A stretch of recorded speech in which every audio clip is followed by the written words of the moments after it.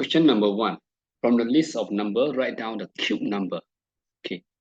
Cube number basically when you take the number and time by itself 3 times. For example, if you have two cube, then equal to 2 times 2 times 2. That's equal to 8. Okay, 3 cube. And this 3 times 3 times 3 equal to 27. Or if you have 4 cube, then it's equal to 4 times 4 times 4 is equal to 64. So these are the cube number. From the list, it will be 27. Okay. Next, prime number. Prime number basically is a number that can be divided by 1 or itself.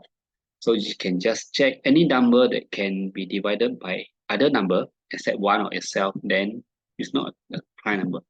12 can be divided by 2. 15 can be divided by 5. 27 can be divided by 3. 29, not sure. 91 is not sure. Okay, then 93. So now we have 29, 91, and 93. So first you want to check is whether this number 9, 1, and 3, you can either have 3 or 7. So if divided by 3, you just find the sum. Check is 2 plus 9 equal to 11.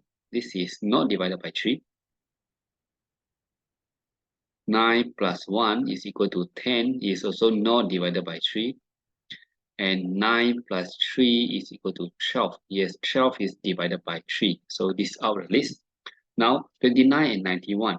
29, okay, now we check with 7. Is 29 divided by 7? No. Okay, 91. If you divide it by 7, you should get 13.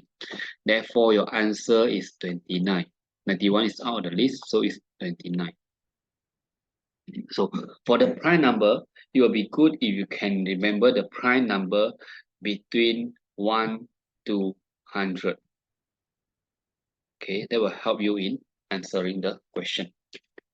I hope this discussion along with the revision tips and answering strategies will help you in your exam preparation. If you find this video helpful, give it a thumbs up and don't forget to subscribe for more educational content. Best of luck with your studies and I will see you again in next video.